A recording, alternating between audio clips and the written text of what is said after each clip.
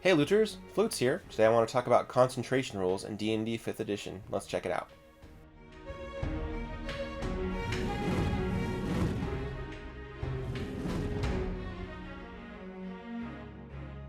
I have a full article write-up on flutesloot.com. You can read all of the concentration clarifications there by following the link in the description. So some quick things about concentration. It's a rule that comes up very often. Spellcasting is a huge part of 5th edition, and concentration is one of the mechanics that keeps spellcasters from stacking themselves neck deep in different spell buffs. You can tell if a spell has concentration because it will say concentration in the duration of the spell description. If you decide to cast another concentration spell while you are concentrating on another, you will end your current concentration spell as soon as you start casting the next one.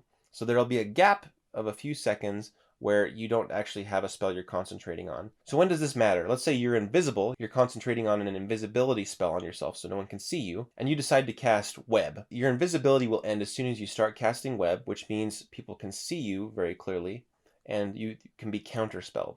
And by the way, it has been clarified that when you're concentrating on a spell, you can end it anytime you want, even on another person's turn. So if you have an ally who's like, oh, I wish you weren't concentrating on this spell right now, so like an invisibility spell so I could see you and I could heal you, you can freely drop that. And that's been clarified, like at any moment you can choose to end a concentration spell. So have fun with that. So what will cause you to lose concentration early? A few things. The main one is taking damage. If you take damage, you need to roll a DC 10 Constitution saving throw. And if you fail, you lose concentration. The DC for that Constitution saving throw goes up if you take damage and you half that damage and it equals more than 10. So if you took 30 points of damage, half of that is 15. So the DC for your concentration saving throw, your concentration saving throw, people use that interchangeably, it becomes 15. So if you take a lot of damage, if you take 50 points of damage, your DC is going to be 25. That's going to be a really difficult task to maintain concentration. But what other ways can we lose concentration?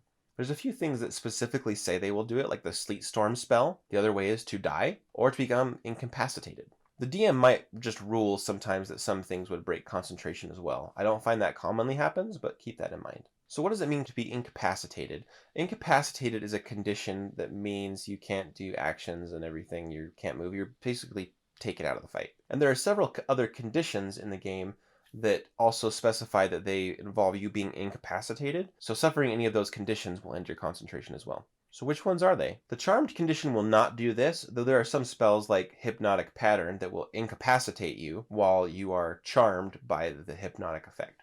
But it's separate from the charm effect. It says specifically the spell incapacitates you. So that's another way. Kind of like how Sleet Storm has a specific mentioning that will affect concentration. If you stun a creature, so if monks get their stunning strike off on a spellcaster and the stun succeeds, the creature becomes incapacitated, so they will lose concentration. Being knocked unconscious will also make you incapacitated and lose concentration. Falling asleep isn't really a condition, but there are spells like sleep that say they put you to sleep, and you will become incapacitated as you are unconscious. That's really what it is about being unconscious. Being paralyzed will also incapacitate you. So if you suffer paralysis, you've got a lot of problems, but losing concentration is also one of them. Being petrified, which is almost like dying, will also incapacitate you, so you will lose concentration with petrification. Can someone else make you invisible while you're concentrating on a spell? Yes, you can concentrate without casting a spell, so you don't break the invisibility. So you could cast haste on an ally, and then someone else on the team could make you invisible so that you're not vulnerable to losing that haste concentration.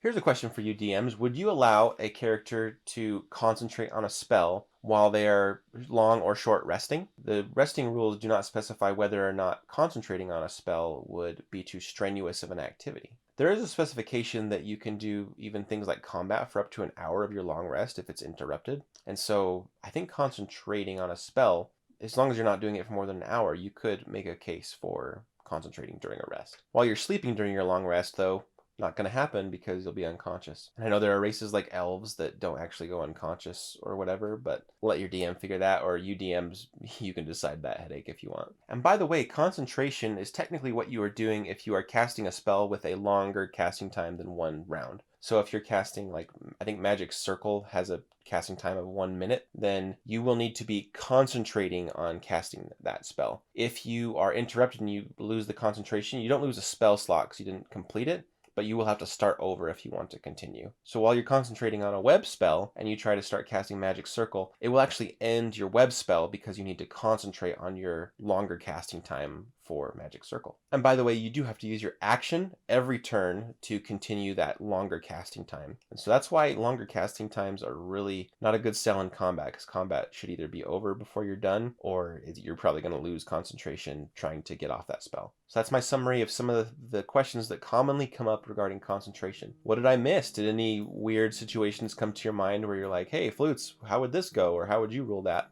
Let me know. I kind of like talking about fringe cases. And if I don't talk about it ahead of time, then I might just have it sprang on me by a player one day, and it'll be nice to at least know what my opinion of that ruling would be ahead of time. So we can help each other be better DMs if we have any weird concentration questions. Or did you have any situations come up in your game that made you kind of scratch your head and you had to make a ruling? Before you go, please like and subscribe so that you can be scrying on us every time we drop a video, and you can be a proper BBEG knowing what we're up to. I highly recommend bookmarking flutesloot.com. We've got a lot of content there for anyone wanting to read about D&D, from a character build to warlock patrons to what does charisma mean in D&D for your role-playing. That sort of stuff. Anything, we kind of go all over the place. So check it out, bookmark it, and we'll see you around. Happy gaming to you, and I'll see you in the next video. Bye.